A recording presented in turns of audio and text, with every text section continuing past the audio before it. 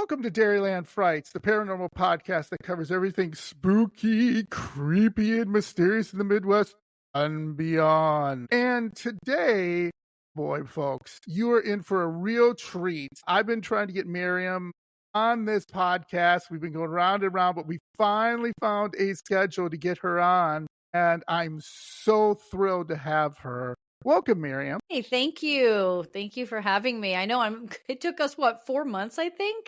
Yes. You're like, yes, exactly 4 months. But we saved the best for last. Believe me, it's going to be a great episode. So let me introduce Maryam. So Maryam is a natural-born clairvoyant. You're a psychic medium and a spiritual teacher. Is that correct? Reading both people and pets for over 25 years. Is that correct? Thank you. I can put that up. So it says here you have a tough yet down-to-earth personality. Is that right? That is right. And you have attracted and inspired a loyal following. So that obviously is correct. So let's get into talking about some of your gifts. You said from reading and doing a little research, that you've had your gifts at a young age. So young age, when did you start to have your gifts? So I was, we're all born with psychic skill sets. Mine just happened to be a little bit louder and stronger. My mom noticed them. I don't know a time when I wasn't utilizing them. I only know life with utilizing my psychic skill set. My mom saw it in me. I was seeing things, saying things that I shouldn't have been seeing and saying at that age. And so she nurtured that and allowed those skill sets to just keep growing. And so I've just never known life without them. Yeah. So I'm guessing when you said sometimes saying things and things like that, you were at a young age predicting deaths and speaking to deceased family members. I guess that would be interesting to maybe talk to your mom or something and be like, hey, is that kind of what happened? Uncle Joe doesn't look too good. Yes. Well, and it was like, oh, why is Uncle so-and-so here? And she's like, well, he's not. I mean, he died. But I'm like, no, he's standing right there. Like having those types of things happening. And, right away she was like, hang on, something's going on here. Yeah, exactly. And you said your mother nurtured your gifts. So she basically was very supportive, would you say? Like she didn't say like, Maryam, just knock it off, okay? You're scaring people. Right. No, she allowed me to have those conversations with her, with my whoever I was speaking with. She brought me to psychics at a young age just so I could see that I wasn't unusual, that there were other people like me. And those psychics, of course, helped me make sense of what I was experiencing and that type of thing. So, it was very normal for me. Did you hear things or see things maybe when you're younger? And how did you deal with that? Because let's say you're at, I don't know, school and you just maybe seen a spirit, right? A deceased spirit roaming the halls. I mean, that must be hard at a young age to deal with that. You know what? I was lucky when I was young. My sight was not, as far as intuitive sight, wasn't my strongest asset. It was more feeling things. Okay. Excuse me. So because of that, I wasn't seeing spirits every time I turned around. I was using my sight when, like, it would be like family members or someone I knew, someone that's close to me, then I would like visually see them. Otherwise, it was all I always get the clairs confused. Clairaudient? Yeah. Is it clairaudient where no, that's hearing. I was feeling, hearing, not as much seeing. Seeing came as I grew older. So for me, I was like, when I was in school, I would like, help my friends if they were like, ooh, I like this guy, or does this girl like me? And I would be like, ooh, let me feel him out. So I would use it. I was using it for the greater good. I love that.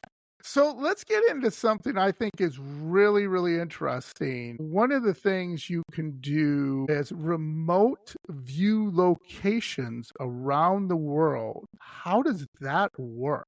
So, you sort of bring yourself to, I'm saying sort of, I bring myself to another location. And I am like some people, when they remote view, they're actually like inside and there's like physical sensations they have. And sometimes I have that. But for the most part, I'm able to bring myself to that energetically. I'm able to step into a second location, doesn't matter where it's at, and kind of look around. Hmm. Hmm. So let's back up on that, because that to me, talking to other mediums and psychics, how do you not get lost and how do you like get back? You know what I mean? Because you're Mhm. going to, and I excuse my naivete. This is why you're on the show. Like, you could get trapped in that, I'm just going to say dimension, for lack of a better word. Like, how do you get back and forth, or how do you get that out of your head so you're not stuck? Does that make sense? It makes sense. I never thought of it. Okay, so for me, my psychic skill set has been, I have made sure that over my lifetime, I am studying and nurturing this skill set. And what I mean by that is I have a mandatory, daily meditation practice. I'm very strict with my diet. I exercise. I am always clearing my emotional body, whether it's therapy or journaling or yoga, exercise. I say all of that because when you are a very clear vessel, as clear as you individually can be, you are then capable of understanding how the nuances of astral travel or remote viewing, speaking to aliens, speaking to spirits, speaking with demonic or dark energies. You understand that nuance to such a degree. And for me, every single situation is different. So there isn't a rule book. And this is another reason why my consciousness and my physical health and my emotional health has to be balanced so that every situation I go into is different, nuanced, and I can speak with my guides, whomever else is there, and understand what needs to take place. Do I go there? Do I not go there? Do I stay? Do I leave? And all of that for me has always been pretty clear because of my understanding of how I need to take care of my mind, my emotions, my physical body, my spiritual body, and how all of that plays in. It's not just like flippant. It's not just like, oh, I'm feeling something, go over there. Like, it's Yeah. like there's an awareness of all the beings involved. There's an awareness of karma for that being, for me, for people watching, for the location. So, and if I'm unsure, I will speak with, and the higher beings are always there because I can't just go in and start messing with the fabric of time or with people's karma and energy. Nobody can. So No. there's always going to be checkpoints, if you will. And I make sure that I can hear those and see that. Yeah. Yeah. So, boy, did you open up some great questions for me that just, again, make me think about the world itself and how much we don't know, right? Mm-hmm. Especially in the paranormal. That's why I did this podcast, because you're always searching and you're never finding the true answer. And I think that's a good thing, because that's up to your decision and kind of your thoughts and kind of your beliefs. So when you talk about dark and demonic energy, is this something that you're looking to help more with the client, or you're looking to maybe find these energies to find a way to keep them away from you or away from other areas? I don't know. I mean, you tell me. I mean, I don't deal with dark or demonic energies unless it has to do with the situation that I'm in, meaning I'm helping a client, I'm doing a session, I'm doing a show. Other than that, there's not any engagement on any level. Yeah. And to go back to the point you said about how, there's so many unanswered questions. I think that's the beauty of understanding there's no rules when it comes to, step back. There are some rules, but they're very few. When it comes to the universe and to energy, every single situation is different, right? So even if we have let's say you have a belief system in place, that belief system may not apply for the situation that you're dealing with in that moment. And so for me, the only belief system I have in place is being a clear vessel and connecting with the energies at hand and my guides, because every situation is different. There's Yeah. no rule book, and that's the beauty. That's why, like you said, we talk about it, because every situation is different. So when it comes to dark and demonic energies, there's been more times than not that those dark energies weren't really dark and scary. They were, emulating a fear that happened before they passed that they weren't able to let go. And once you get in and really understand who you're talking to, it's this very sad, scared little being. So every situation is different. And to say that, and not that you're saying this, but I think this is an important point that for people, especially in the paranormal community, to understand that when we're dealing with dark or demonic energies, we have to be so heightened to really feel beyond the darkness to see what's going on back there. And sometimes it is as dark as you think it is, and sometimes it's not. Yeah. So would you say you believe in evil? Like there is evil, or would you classify it as something else?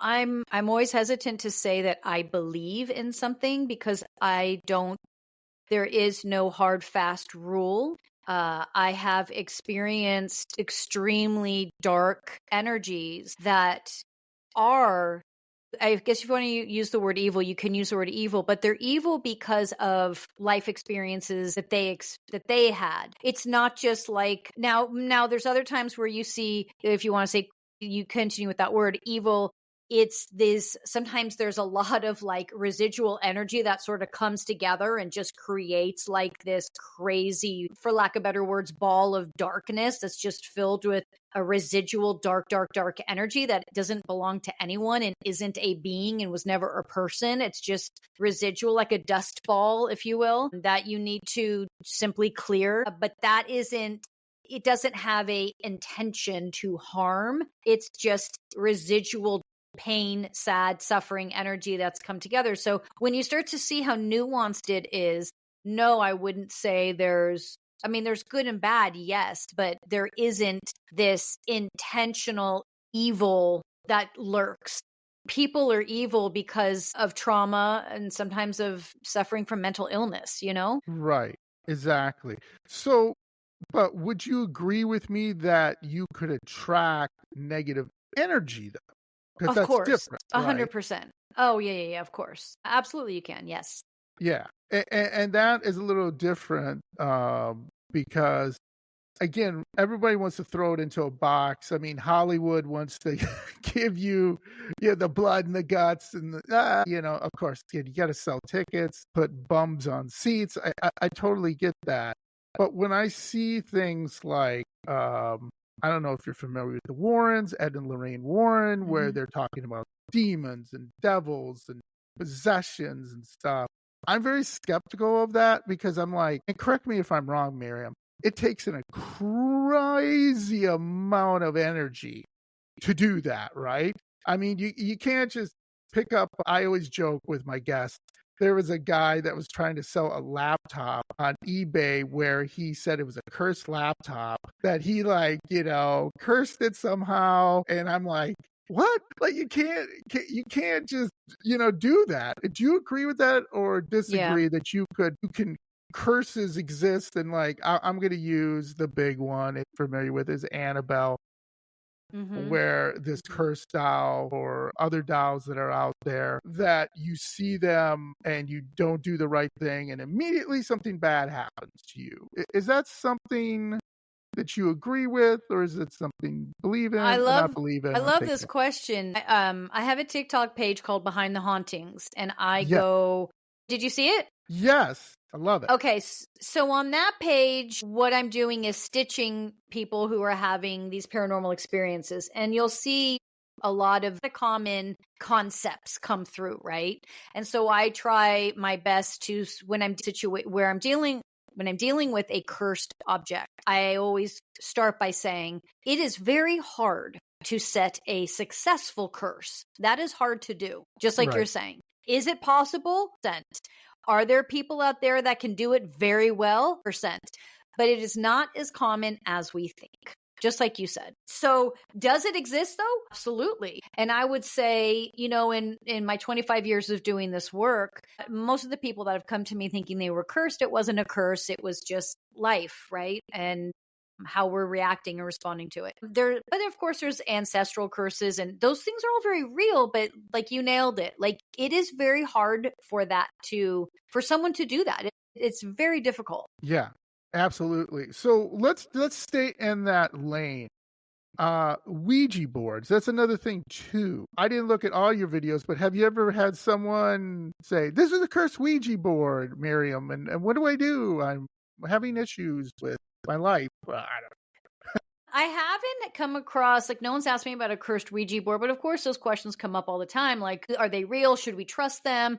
Are they, do they attract bad energy? And, just like anything, it's like, if you're just going to start asking random spirits, like whoever's going to show up is just going to show up, it's not really the board. It's just what you're doing. You're just kind of jumping into the sea of, kind of darkness and going, who's there and who wants to talk. But no, I haven't dealt specifically with cursed Ouija boards, and Ouija boards are just kind of like, I take it with a grain of salt, I mean, are they real? Yeah. Do they really work? Yeah. Like I just had someone ask me in the comments the other day, we were playing with the Ouija board and it said that my boyfriend was cheating on me.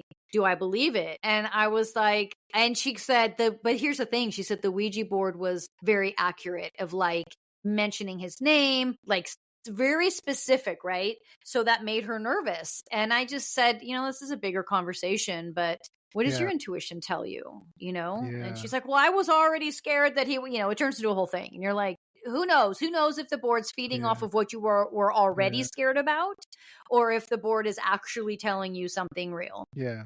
Yeah. And I think that's a difficult topic for me because I understand people believe in it. And if you're strong enough belief in something, you can convince your mind of anything, right? I mean, if you believe your toothbrush is cursed to be silly, I mean, every time you brush your teeth and your gums bleed, it's probably gingivitis or something. Right.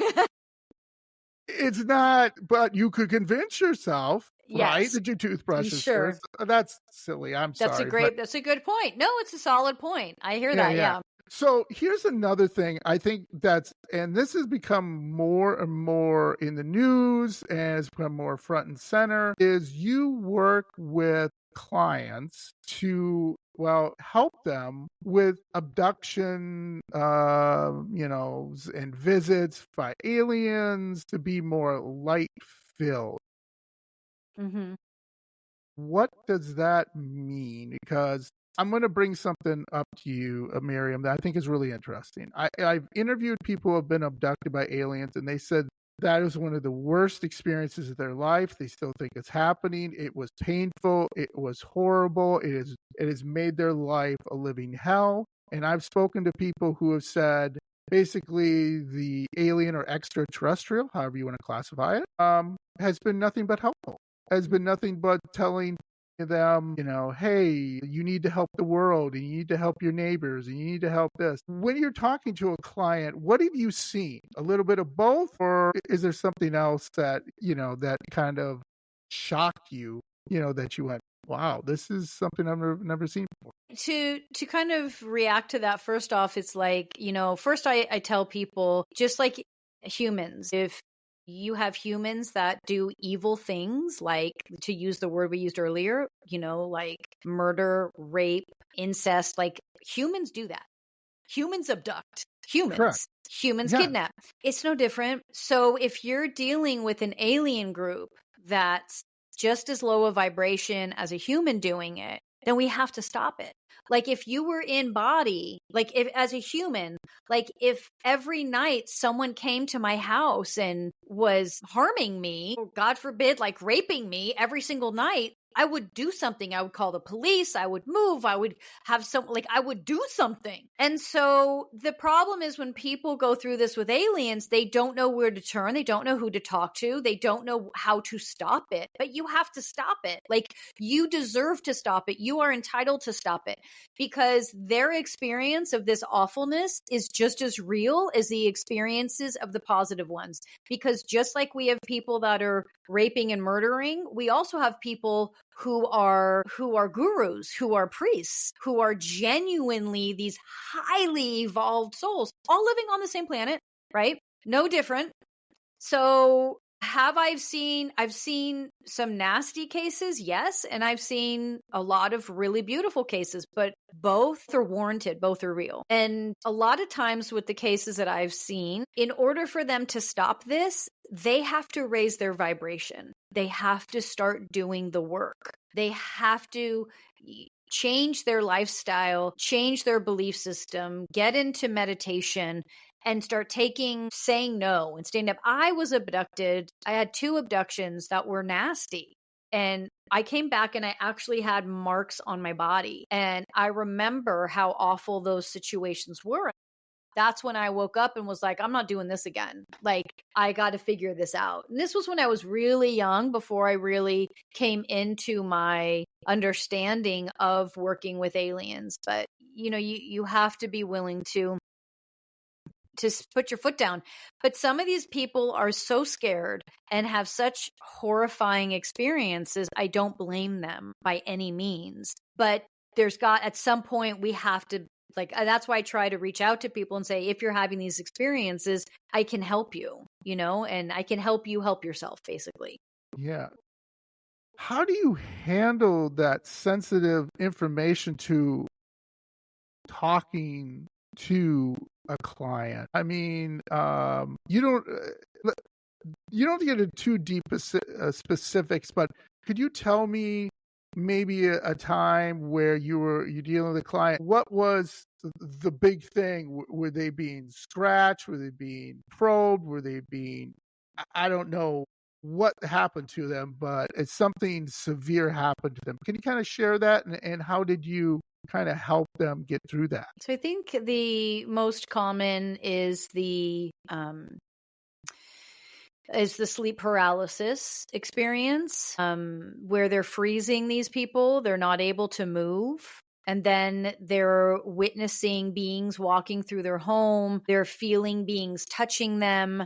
They're frozen. They're unable to move. And that is where sometimes, if I'm allowed, I step in and I engage with the group and set up parameters and protection. And then I have a conversation with the person who's having the abductions. I call them abductions because if you are not able to move from your space, they've taken over you. Whether they've taken over your body, they've removed the body, it doesn't matter. They've taken over you and you are no longer able to function on your own. That's an abduction to me.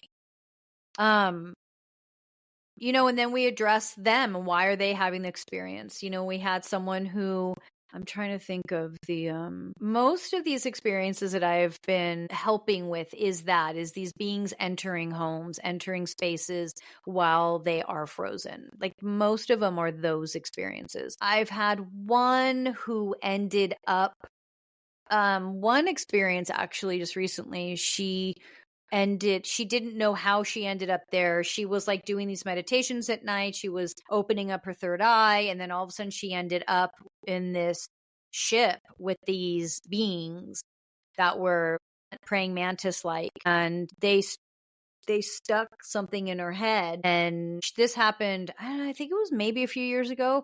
And that has stuck with her. Like, she can feel that she's still connected to them. And it's very scary and she doesn't like it. And then she came across my page. And so I helped her out and disconnected them from her because they had implanted something in her so she would stay connected to them. And that's inappropriate, obviously. So I removed that, and she since has felt the difference and she feels lighter. Yeah. Can you explain to my spooky friends what opening the third eye means? Yeah, so your third eye is the kind of between your eyebrows, and that's a place of intuition. I say it's a place 'cause it's not the only place, but it's our third eye of intuition where we can quote unquote see things intuitively. And so if for a lot of people they're working to open up that third eye so they can use their intuition, they can see more intuitively on a daily basis. Yeah. Yeah. And that's something that takes practice, obviously. Yeah, I mean, here's the thing.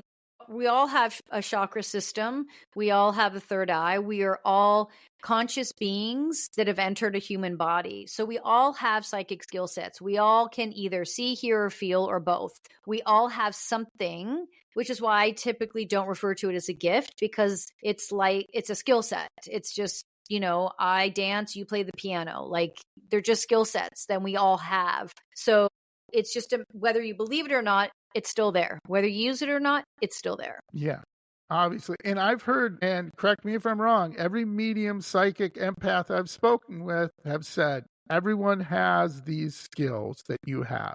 You just need to develop them one way or another. Do you agree with that? Yeah, absolutely. I mean, again, it's like when we're not in this physical body, we're just consciousness, we're energy, and we're capable of anything and everything. When you enter a physical body, there's some restrictions and the memory. And by design, we forget who we are as conscious beings. That's by design. So we spend our lifetimes rediscovering who we are as conscious beings. And part of that rediscovery is learning your skill set. Yeah. And it's just like anything, like getting on a bike and practicing. Again, I'm using very simple analogies, but it's something I always tell the mediums I interview. My mom she's passed away a number of years ago, but my mom could meet a person. I'm not saying this is being judgmental, Maryam, and she could be like, "Yep, that's not a good person." She passed it to me.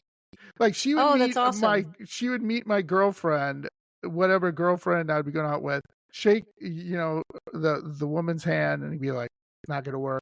And I'd be like, "Mom, that sucks." Right. And I'd be like, "Mom, we've been out a couple weeks. What the hell?" She was always right.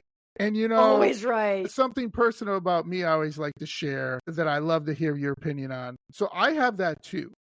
So I can meet people and I get a lot, you're judgmental. I'm like, I'm not judgmental. This is from my gift. But one of the things, and you were talking about frequencies, which I absolutely love, is I can meet people and it's like we've been friends for 10 years, maybe longer, maybe in a past life. Who knows? And then I can meet people and I could give them $1 million, Maryam, and they wouldn't still like me. And isn't that fascinating? That blows my mind. And I'm talking, and I want to hear your opinion on it. What I've been told, it's frequencies. Is that correct? Or is it something else? Yeah, of course. There's frequency, but there's also, there is this understanding that we sort of move in soul clusters. And so we've been with each other before, we've experienced each other before in other lifetimes, future lifetimes and past lifetimes. So sometimes it's just that we aren't supposed to, there's just no need to interact with somebody. There's no teaching there. There's no experience to be had there. It's not good, bad, or otherwise. It's just, you're not in your soul cluster. They're not here to teach. I mean, our sole purpose on this planet is to learn. It's to learn and to be of service to others. So if our sole purpose is to learn and to remember who we are as spiritual beings, we're going to connect with people who are teaching us, whether that teaching is through negative or positive experiences. So if you come across someone who doesn't want to engage with you, it's because they're not here to teach you anything. I love that. I love that, especially soul clusters. I am keeping that. I will borrow it from you and, give you a few bucks every time I use it. I've read that. I don't typically read because I like to get all my information intuitively, but that is one, got that from, I think the book was called Questions for God or something, I forget, years ago. And it was the one thing, not the one thing, it was a great book, but that really, as you read things that resonate and you're like, that I've experienced before, that I intuitively feel, that so yes, you're not taking it from me, we're taking it from someone else, but that's the beauty of learning, right? Yes. So I have to ask this question. dealing with aliens and stuff, and talking to people and kind of understand what they're going through and giving them the light and helping them through it. But what do you think aliens want? What is their agenda? They have to have an agenda. I mean, well, why come here just to come here? So again, if you walk into a room of 100 human beings, every human being is going to have a different agenda for why they're there. Why are they in that room? Well, every human being is going to have a different reason for why they're in that room. And that applies with aliens. Every alien group has a different purpose for engaging with humans. The most high vibration alien groups will and do interact with humans who are looking to raise their vibration. They will not come down to Earth. Earth is very toxic, but they will communicate, whether it's through like the lights we've been seeing in the skies in the last few months, whether it's through dreams, whether it's through any other setup. And they're there just to teach, just like you meet humans that are here to teach you and here to engage and inspire you. They're doing the same thing. And then you have lower vibration groups that like to manipulate, just like we have lower vibration humans who are looking for people to manipulate, to sell something to get them, get them in their cult. Like it's when you start to see it as the same thing that human beings actually do, it just doesn't become weird anymore. It's like, has anyone ever approached you wanting you to be a part of their cult? How is that any different than a darker vibration alien coming down, trying to manipulate you, to coerce you? It's like, when you start to see it like that, it's not like, it's like, oh yeah, it's happening all around me. It's happening all around me right now with humans. Everyone's agenda is different and has a different, obviously, intent behind it. But it's foolish to say, not that you are, but it's not like the movies. Okay, we don't have one alien group that wants to take over planet Earth. I'm sorry, but humans are very arrogant to think that they have something that everyone else wants. Right. I understand that there might be some, if we want to get into the weeds of it, there are some alien groups who are trying to stop our destruction with these weapons of mass destruction that so many people on this planet have. There's beings that are trying to stop that because our mass destruction is going to affect other universes and other planets. So they will get involved to help with that. If you get into the weeds, there is some groups that are very specific about what they're trying to do and why. Yeah. Yeah. And that's interesting to me because obviously, I think as humans, we have an agenda. The government has an agenda. Maybe certain UFO groups have an agenda. I don't know if you're familiar with places like Skinwalker Ranch, where, there's been a number of different, happenings there and situations and so on and so forth that kind of lean towards why this might be true. That there is, and then there's also, I did a little episode on the Dulce base. So the Dulce base in New Mexico is the secret base, and they have, this is totally real, everything has come out that they've done, unfortunately, experiments on aliens, and they have alien craft in there, it doesn't sound like a great place. So that's something interesting to me. And again, I agree with you. I think there's some aliens coming here saying, you guys are messing things up. Come on. This planet is not going to last. And other aliens might have an agenda where like, it's ours now and you can't stop us. So I don't know which one's right. I don't know which one to believe in. But just like any person, and people, like you said so eloquently, is that some people want to do good and some people want to do bad. And then that's just part of a human level, or just being alive. Right. Unfortunately, that happens. So it's right. kind of a shame. I think if we start to look around ourselves and see how us on this planet is very similar to what alien groups do. This is the fact that human beings are doing research on aliens. Human beings have aliens held captive. How is that any different than aliens abducting us? We're doing the Right. same thing. We do animal testing. So we Yes. keep animals in these labs and do these horrifying things to them. Like if you want, not that you are, but like if you were to go tit for tat, humans are doing far worse to their own kind and their I own agree. planet than I aliens agree. could ever do, right? So Yes. when you start to, now again, like if we go back to the beginning of the conversation, not to minimize people who are having horrifying abduction experiences. I'm not minimizing that. Yes.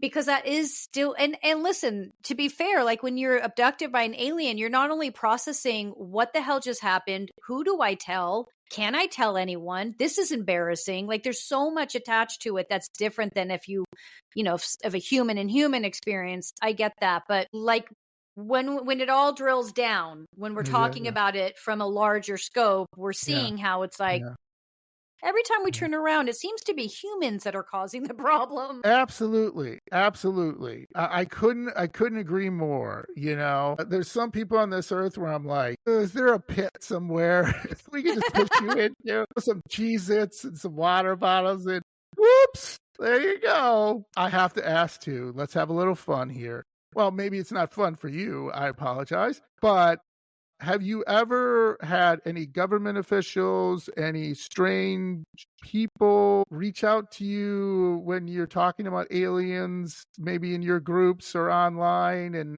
kind of not threaten, but maybe be like, maybe you don't want to talk about that anymore? No, I think one is because as a psychic, I think it's very easy to write a psychic off as a quack and just like, no one's going to believe that shit. Yeah. You know, and the other is I really veer away from, you know, getting like, I did a live a couple weeks ago on like this quote unquote comet that's looking like a ship.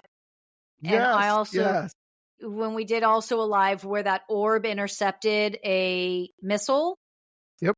Blew up a missile. And I channeled the alien groups involved with that, but I definitely stayed out of and away from, I don't deal with government stuff. Like I'm, you know, I won't go there. But you've never gotten a letter like cease and desist or an email like watch what you're doing, or you open your door and there's a white van across the street. Jesus, no, but now you're scaring me. No, Sorry, Maryam. You're gonna like go out, you look out your window after this. It's a white van.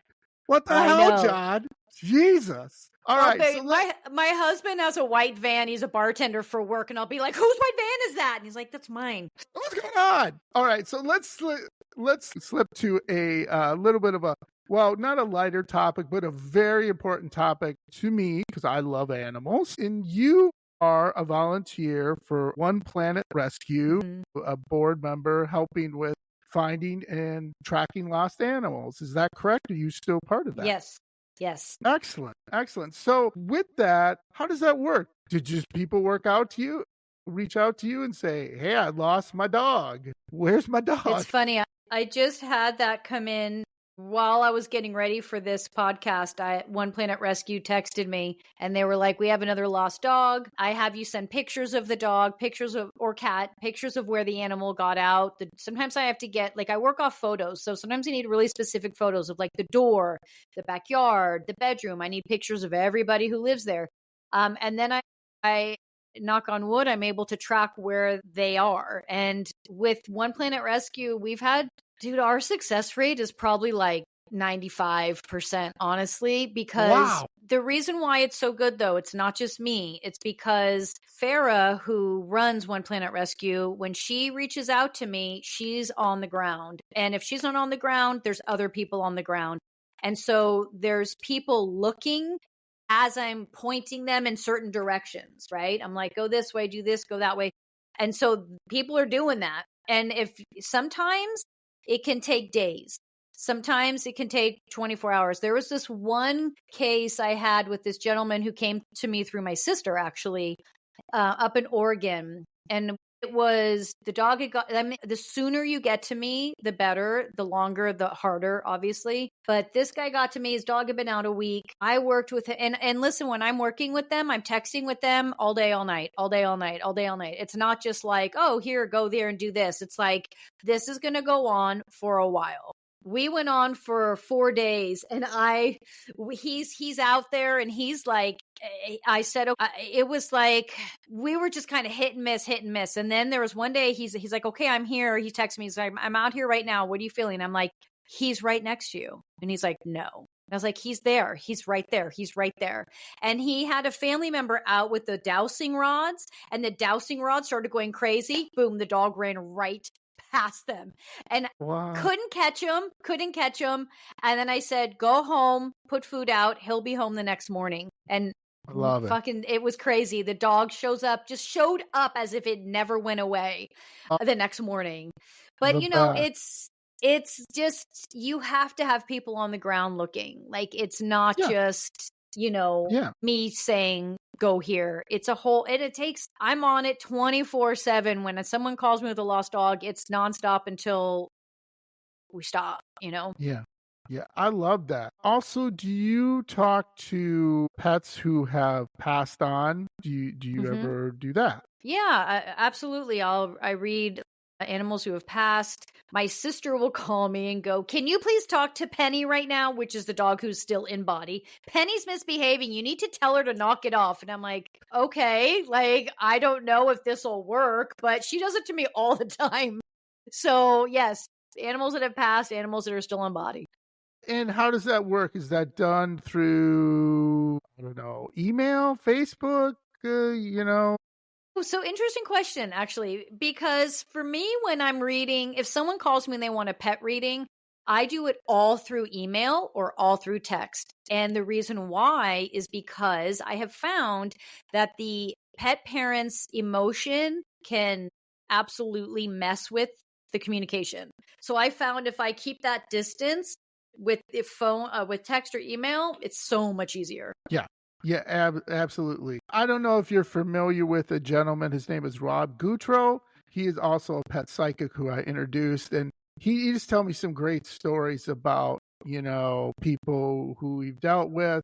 And they said, like, their dog would sleep with them, hop into bed, and then after it had passed? Yes. And then it would hop into bed, and he would do whatever he needs to do, to explain, that's obviously so the sweet. good thing. And that's so sweet. I love that. And also, if I'm reading this correctly, you've had some kind of famous people reach out to you regarding their pets.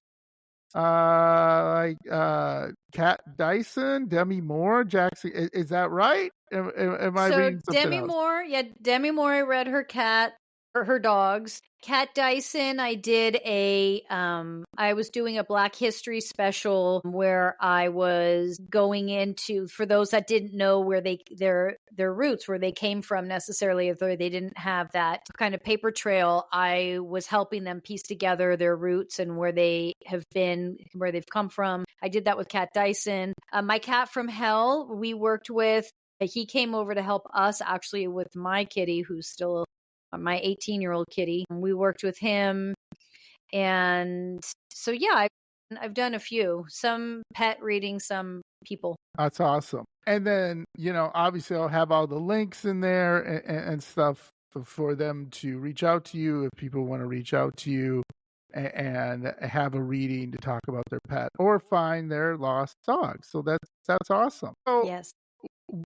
One of the things I always love to ask is, can you tell me about your first session as a medium and how did it go? Do you remember that?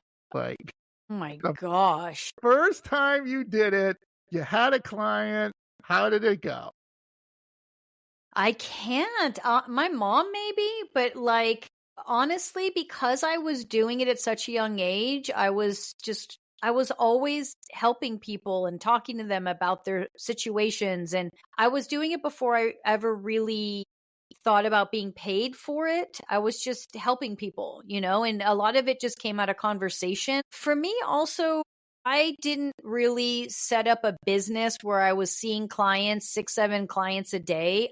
That was never my style. I didn't want to be sitting at home just having people rotate through. And so, so much of my work is done when it's not set up. I mean, I do see clients now. I just keep it a minimum, a couple a week, just because, again, I don't like that constant, like, I don't want to fill my day with that. I also, when I was younger, I didn't want my rent to be paid based off of someone suffering. Like, I didn't want to be like, I got to pay rent. I need a client. Like, where are they? Yeah.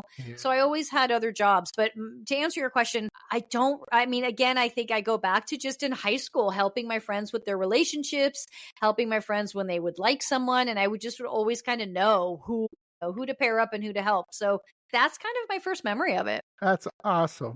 That's funny. Now, how do you ensure that your messages, Miriam, are clear and authentic? You know what I mean? Because when something's coming through to you and you're talking to a client, or just maybe you're doing your own work, how do you know that they're clear and authentic, that you're not getting noise, for lack of a better word? I go back to what I teach, which is the 5 steps to consciousness: daily meditation practice, non-negotiable, plant-based diet, exercise, therapy, because you have to quiet that emotional body. The emotions is what gets you trapped and stuck in, is this person lying? Is this being lying? Is this being lied? Is this being dark? Your emotions is what can skew your interpretation of what's happening. So it's interesting because, especially in the paranormal community, I'm asked like a lot, or are you sure that being's not lying to you? Are you sure that being's not tricking you? And I'm like, I know that they do that, but like, no. Okay. Like, when you take responsibility for being clear so that your interpretation is clear. I'm not saying that my interpretation is right all the time. I'm saying that I make a daily effort to make sure that I can interpret to the best and the clearest of my ability of what I'm being told. And like you said, use the word authentic. Like, that's my responsibility. That's not the responsibility of a bad spirit or a good spirit. It's my responsibility to be grounded enough, clear enough, balanced enough to know what the hell's coming through. And I will be the first to say, I don't know. I will be the first to say, here's what I'm getting. I don't know if this is true or not. I'll be the first to say that. And then as I start to unravel that thought, that understanding, we tend to get to the truth. But like, also, I utilize people. Like, when I do, I'm usually live once or twice a week, and I ask the audience to join in. If I'm unsure about something, I'll be like, I'm getting something, but I'm not really sure about it. Is anyone feeling this in the audience, And yes, and I use the group effort to go, oh, that's what we're feeling. That's what we're seeing. So it's a group effort, basically. Yeah. Yeah. So with that question, like, how do you verify or validate the information you receive? You know what I mean? Like, how do you kind of said a little bit about it, but you got to be like, okay, now I got this information, and I believe you said you're not always sure, but sometimes you got to be like, is it right, or am I like way off?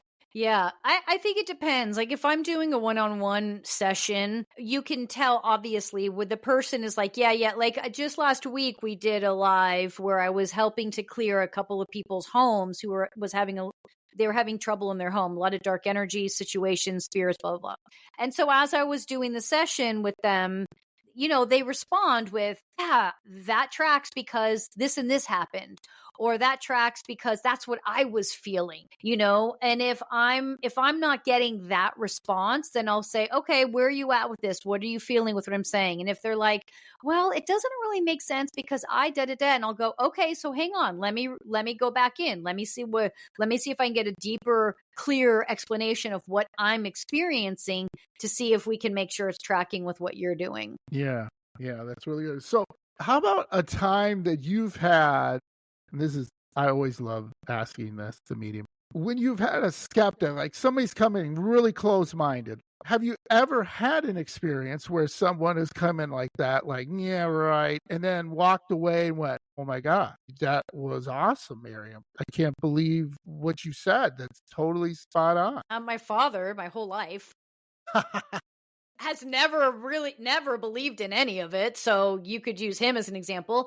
There's as I've gotten older, I vet my readings to a certain degree, so I'm not dealing with people, that are there to challenge me. It's like, you want the help or you don't want the help. On TikTok, because TikTok is such an engaging platform, I just Right. I did a read on someone's who was talking about their home being haunted, and she came back in the comments and was like, "That's totally wrong. None of that's accurate. Blah blah blah."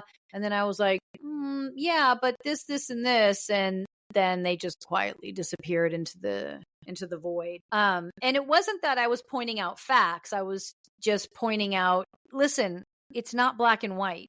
Can I be wrong? Of course.